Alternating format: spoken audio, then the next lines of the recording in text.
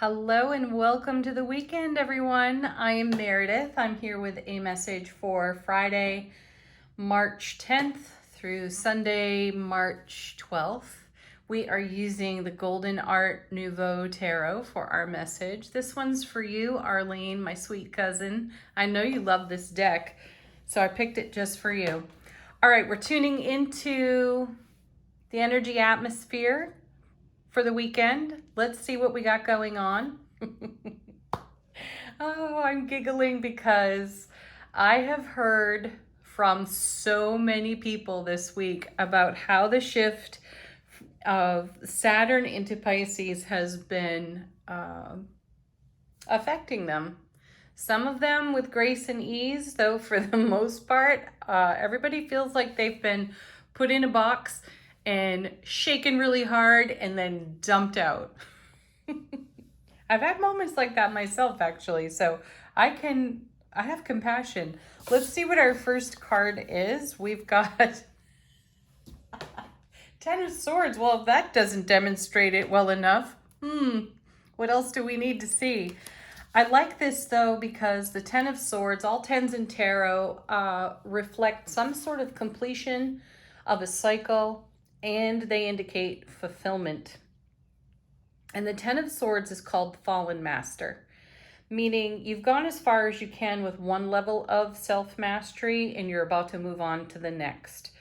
The character on the Ten of Swords is a spiritual warrior, and we've all felt just the way this artwork suggests here. We've all felt 10 swords pinning us to the ground at one time or another. And this card is a reminder to us to consider just exactly how you get back up and how you walk on, how you step into the becoming, and how you go onward from here. Let's see what's next. We had two cards fall out in the shuffle. Wow. Hierophant and the King of Pentacles. These cards are not messing around. I like this.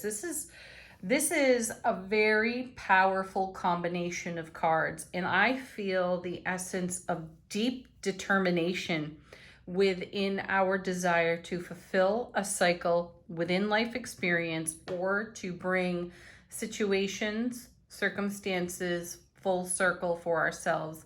And this combination with the Hierophant and the King of Coins is really quite beautiful. The Hierophant card has us looking deeper at our values and our traditions. This card invites us to destabilize ourselves in asking questions. So, do the traditions that I connect to serve me? Am I acting on programming?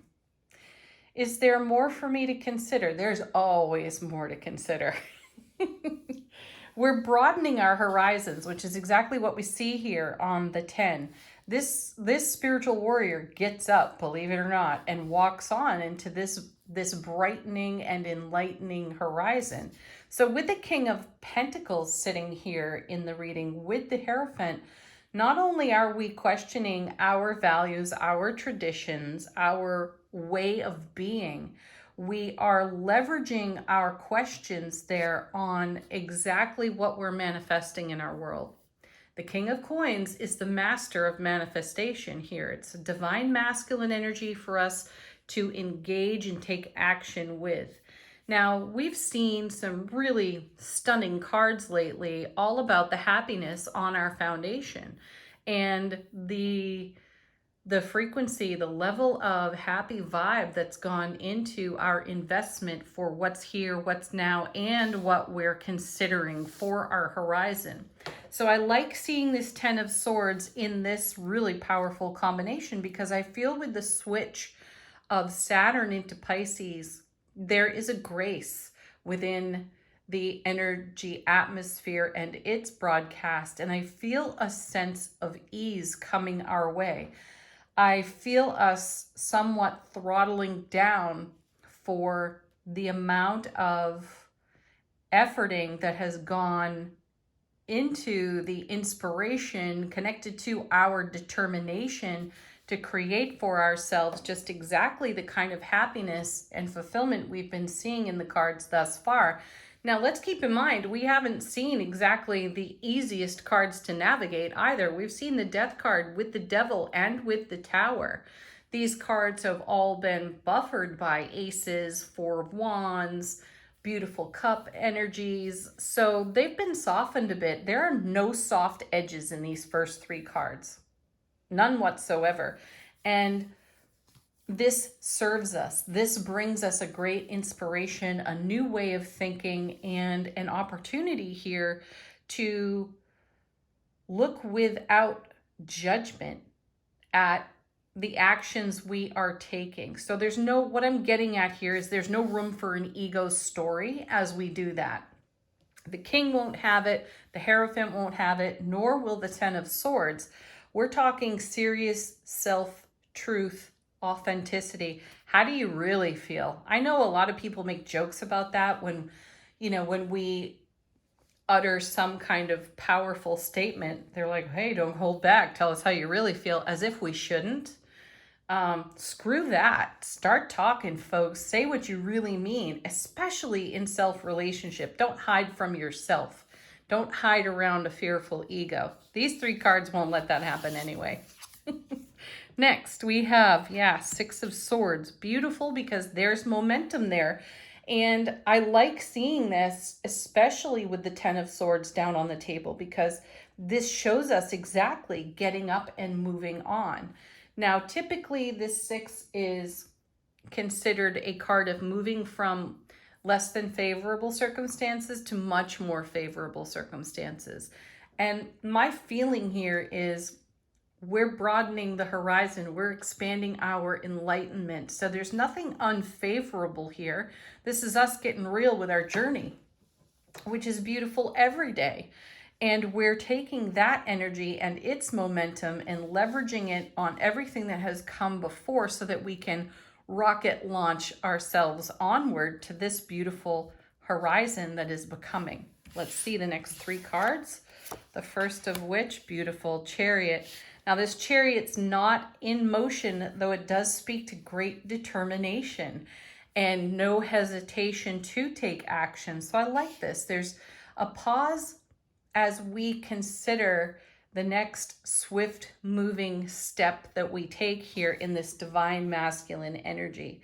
I like it. It's number 7 in the major arcana. So we're in deep contemplation for how we create heaven on earth for ourselves. And we're not rushing into this horizon over here on the Ten of Swords. We're taking a beat.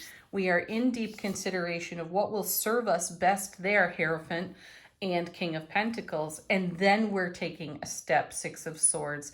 And that step will gain great momentum and a very swift moving energy as soon as we make a decision on what we're considering with the Hierophant.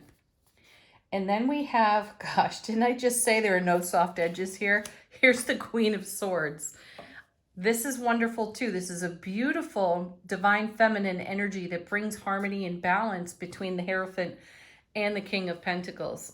This is excellent for us because I feel that we will be shrewd in our decision-making process. So as we get real in our soulful presence and authenticity, and we have zero tolerance for an old ego vulture thought story, we bring 10 swords to that, and we stay in momentum with the fulfillment of our dreams, goals, intentions. And then, fantastic. You're going to love this. Here's the Empress again. She's been with us every day since last weekend because what we're nurturing, what we're growing, and what we are loving into being is that important to us. There's no room for the whimsical or even flighty nature of an ego story, because not all ego stories are negative or bad. This is why the Hierophant is here, because we can talk ourselves justifiably into just about anything, and that can comfort the ego. The Queen of Swords is not going to allow that kind of nonsense, nor is the Hierophant. So this is fantastic. And the Empress is here, mother of the Charioteer, by the way. The Empress is here to remind us to keep a very keen eye on just exactly what's on this horizon. And we saw it in the profound reading yesterday. Thursday's reading was a wow factor for me, and the beautiful world card where you see the infinity symbol and an eye looking through the top part of the infinity symbol, and then an infant, a fetus, in the lower part of the infinity symbol. So the Empress is here to remind us of exactly what we're looking at, what we're looking toward, what we're cultivating, and investing our precious soulful presence into. So these cards are a wonderful story for us, a wonderful demonstration of what it takes to keep the momentum going. And even when the ego whispers a story that is somewhat compelling, think to the Devil card for a moment, it mystifies us, it intrigues us, right? We are enamored of what the ego can craft in terms of a story. The Hierophant and the King of Pentacles and the Queen of Swords and the Empress are here to remind us to see the truth, because sometimes those compelling ego stories have us pinned to the ground with 10 swords a bit longer than we might really want. So check yourself, check what you're saying about within your inner dialogue about what's going on in your reality, on your foundation. Let's take a look at the bottom of the deck in the unseen. Beautiful. 8 of Swords. Mental traps. Identify them and immediately take action on them. Use this swift moving energy of the Chariot to consider everything that you may be responding to or reacting to out of programming, old belief system, energies that no longer serve. Set yourself free from that. Yeah, and then there's Justice. Balance your scales. Come to harmony. There's karma on this card too. Take a look at things that you do by rote, by habit, and ask yourself, does it serve? Is it giving me, or am I giving myself an opportunity for the highest and greatest potential, or am I allowing the very intriguing story coming out of my ego to keep me right where I am, pinned with these 10 swords, or wrapped within a circle of these 8 swords, having me feel as if I cannot set myself free.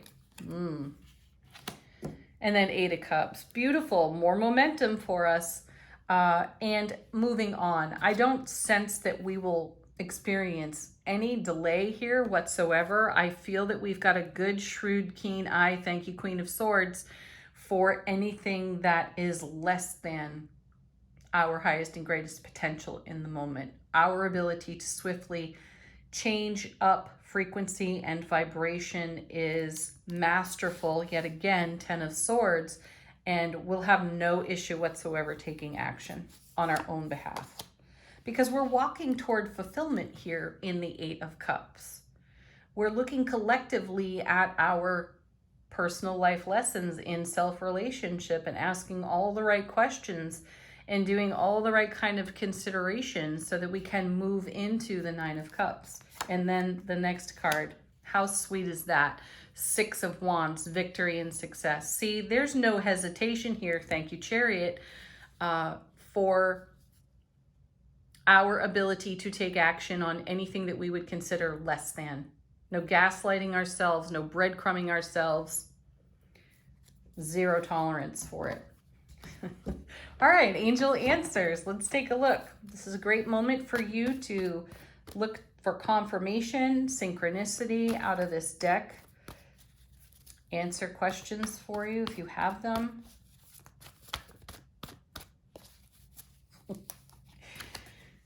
Gotta love it. Take action. No problem. We're doing it. There's confirmation.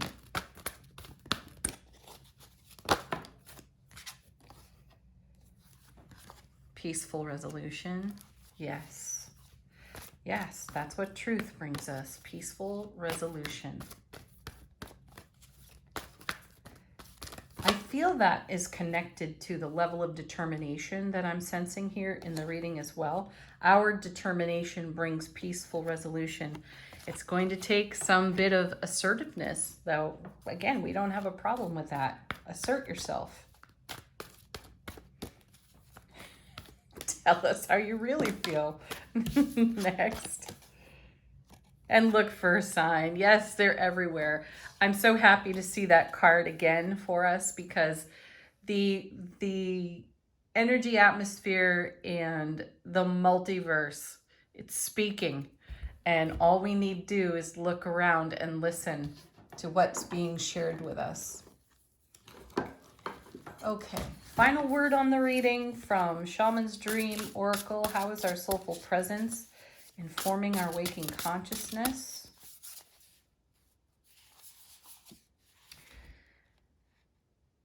Oh, nice. We have deep quiet, meditation, and stillness. Yes, that's where we'll find the truth.